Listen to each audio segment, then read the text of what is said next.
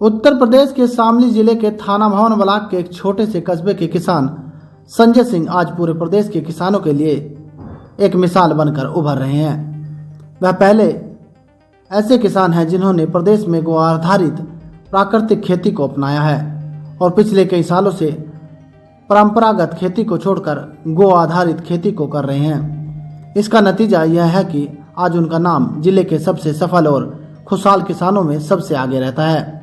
आइए जानते हैं गो आधारित प्राकृतिक खेती के क्या अपने फायदे हैं।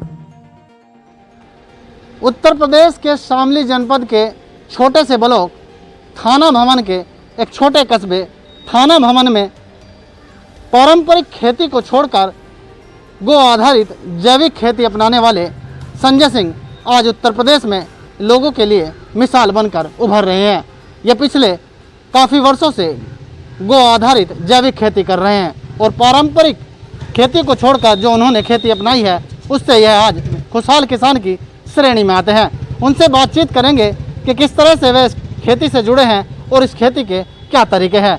जहां दुनिया भर का किसान खेती से बाहर जा रहा है तो आज ये नवयुवक खेती पर जुड़कर खुशहाल किसान की श्रेणी में शामिल हो गए हैं।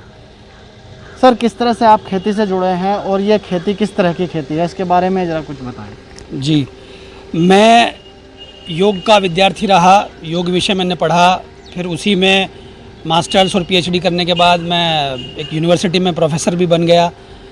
लेकिन मेरा जो पैतृक काम था, मेरे पिताजी किसान हैं और वो बहुत लंबे समय से जैविक खेती कर रहे थे, गो आधारित जैविक खेती कर रहे थे। और गाय का खेती में क्या महत्व है ये मैंने अपने पिताजी से जाना।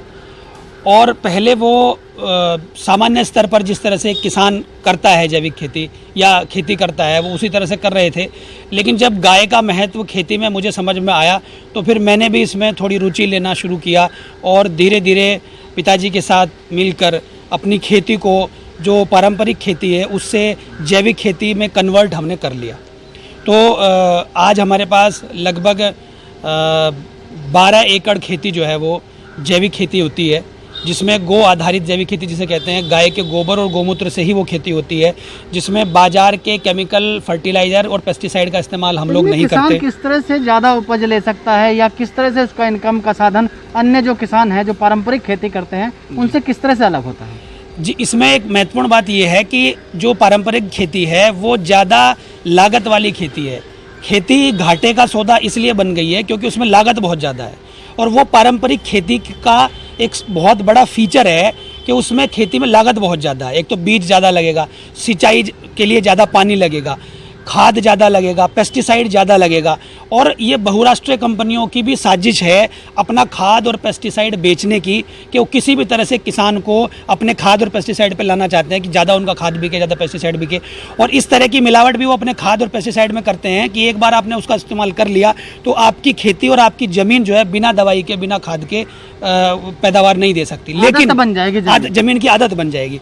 लेकिन गो आधारित जैविक खेती की विशेषता यह है कि अगर आपने गाय के गोबर और गोमूत्र से खेती करना शुरू किया तो जमीन जो है वो अपने जो प्राकृतिक उसका रूप है, उसकी प्राकृतिक जो उपज है, जो उपजाऊ क्षमता है, वो दोबारा से उसकी वापस आ जाती है। हमारे खेत पर आप देख सकते हैं हमारे यहाँ जल स्तर जो है वो 60 फीट से भी नीचे चला गया था। लेकिन जब से हमने गो आधारित जैविक खेती करना शुरू किया लगभग 10-12 वर्षों से, उसके बाद हमारा वाटर लेवल ऊपर आ गया। इसमें मुख्य रूप से हम एक तो गन्ना, गेहूँ, धान, सरसों, आलू, इस तरह की फसलें जो कमर्शियल फसलें हैं वो सारी हम इसमें उगाते हैं। दाम का क्या अंतर रहता है, मतलब बेचने का और दाम का क्या अंतर रहता है आम किसान की फसलों में और आपकी फसलों में? जी, लगभग 1.5 से 2 गुना दाम का अंतर रहता है, खरीद रहे हैं। कब उस माध्यम से ही, मतलब आप कुछ बताएंगे कितने वर्षों से आप इस खेती से जुड़ गए हैं? जी, मेरे पिताजी 2007 से इस खेती को कर रहे हैं। पहले ट्रायल करते रहे, शुरुआत में थोड़ा बहुत नुकसान भी हुआ। ये मैं बताना चाहता हूँ सभी दर्शकों को आपके कि पहले 1-2 साल हल्का सा पैदावार में गिरावट हल्की सी होती है, लेकिन उसके बाद फिर नॉर्मल पैदावार हो जाती है और थोड़ी सी बढ़ जाती है। 4000 से 5000 जो है युवा किसान संजय सिंह जो थाना भवन ब्लॉक के कस्बा थाना भवन के रहने वाले हैं और वो पिछले काफ़ी वर्षों से गो आधारित जैविक खेती से जुड़े हुए हैं। उन्होंने अपने आप को एक खुशहाल किसान स्थापित कर लिया है और आज उत्तर प्रदेश के किसानों के लिए वह बड़ी मिसाल बनकर उभर रहे हैं।